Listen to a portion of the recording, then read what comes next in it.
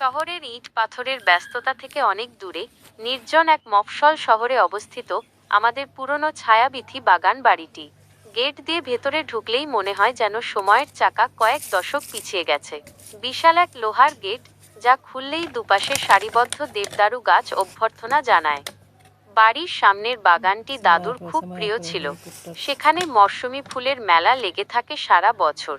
শীতকালে যখন গাঁদা, ডালিয়া আর চন্দ্রমল্লিকার সুগন্ধে চারপাশ ম ম করে, তখন বিকেলের রোদে বারান্দায় বসে চা খাওয়ার মজাই আলাদা।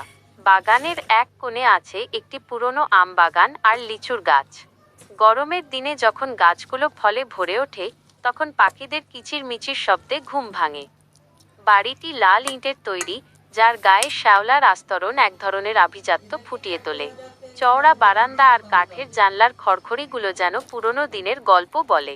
ছোটবেলায় আমরা ভাই বোনেরা লুকোচুরি খেলতাম এই বাগানের ঝোপঝাড় আর বড় বড় গাছগুলোর আড়ালে। বাগানের ঠিক মাঝখানে একটি ছোট্ট পাথরের ফোয়ারা আছে, যা এখন অচল হলেও তার গায়ে লেগে থাকা লতাপাতা এক মায়াবী পরিবেশ তৈরি করে।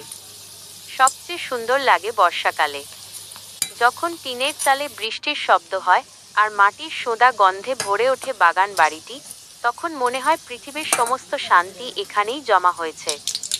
রাতের বেলায় জোনাকির আলোয় যখন পুরো বাগানটা ঝলমল করে ওঠে, তখন মনে হয় যেন কোনো রূপকথার রাজ্যে চলে এসেছি।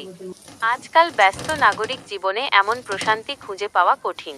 তাই সুযোগ পেলেই আমি ছুটে যাই আমার সেই শৈশবের স্মৃতি বিজড়িত বাগান বাড়িতে। যান্ত্রিক জীবনের ক্লান্তি ধুয়ে মুছে নতুন করে বাঁচার শক্তি দেয় এই ছায়াবীথি।